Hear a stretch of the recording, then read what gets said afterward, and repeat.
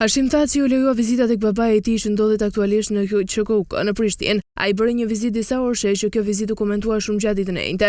Profesor universitar, profesor doktor Nevir Bytyçi, në një prononcim të tij, e ka komentuar reagimin e kryeministrit të Shqipërisë Edi Rama dedikuar Hashim Thaçit. Rama publikoi foton e tij duke i vendosur në mbëshkrimin burr. Profesor Bytyçi pyet se pse Rama bëri një reagim të tillë. Sot Hashim Thaçi ishte për vizitë në klinikën spitalore të Prishtinës për të vizituar babain e tij të sëmur, krejt në rregull dhe njerëzore, kështu veprojnë gjykatat në demokraci, edhe kur gjykohesh me akuza për krime lufte të lejojnë të kryesh rritje njerëzore, si kjo e sotmja, por nuk e mora vesh shënimin e Edi Ramës kur foton e zotit Thaçi në Prishtinë e shoqëronte me një shënim burr. Nuk e kuptoj çfarë lidhje ka vizita e babait i sëmur me burrërinë. Kjo vizitë është çështje e marrëdhënieve në familje, shtoi Bytyçi.